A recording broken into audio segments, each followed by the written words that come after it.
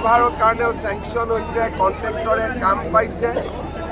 বৰাকত যিমানবিলাক ডেভেলপমেণ্ট হৈছে আগত কেতিয়াও হোৱা নাছিলে। মই বৰাকৰ ৰাইজক অভিনন্দন জনাইছোঁ।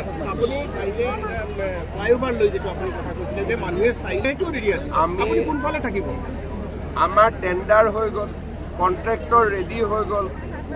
কালিৰ পৰাও যদি কওক, কালিৰ পৰাও কাম আৰম্ভ হ'ব। আমি ডিচিক এটা নিৰ্দেশ দিছোঁ যে মানুহৰ লগত কথা পাতি আমাক এটা ৰিপৰ্ট দিব লাগে যে দলংটো মানুহক লাগে নে নালাগে। ডিচিৰ ৰিপৰ্টটো পোৱাৰ লগে লগে আমি কাম ষ্টাৰ্ট কৰি দিম। এতিয়া যিসকল মানুহে ইয়াক অপ'জ কৰিছে তেওঁলোকৰ লগতো আমি কথা পাতিম যে কেনেকৈ, কাৰণ এটা কথা ঠিক, দলংটো হ'লে 2 বছৰ অসম্ভৱ জাম হ'ব।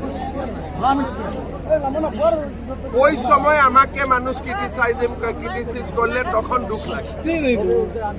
আজি কি হয়েছে, যেনেকুৱা ফ্লাইঅভার হলে প্রথমতে মানুষ সাপোর্ট করে, কাম চলি থাকোতে গালি দিয়ে, কাম কমপ্লিট হলে সেলফি উঠে। গতিকে এইটো সাইকেল। এতিয়া গুৱাহাটীত মানুহে বুজি পোৱা হ'ল যে ঠিক আছে, this is a temporary pain. শিলচৰত ফাৰ্ষ্টবাৰ ইমান ডাঙৰ প্ৰজেক্ট হ'ব। গতিকে শিলচৰৰ ৰাইজক আমি গোটেই কথাখিনি ভাল কৰি বুজাই দিম যে কিমান কষ্ট হ'ব, কিমান পেইন হ'ব, কিন্তু কষ্ট আৰু পেইনৰ পিছতে ভাল দিন আহে। গতিকে তেতিয়া চেলফি হ'ব। গতিকে মই গোটেই কথাখিনি অলৰেডি আমি এটা প্লেন লৈছোঁ। ডিচেম্বৰৰ ভিতৰত এই গোটেইখিনি কাম কৰি চব ঠিকে থাকে গ'লে জানুৱাৰীত আমি কাম আৰম্ভ কৰিম।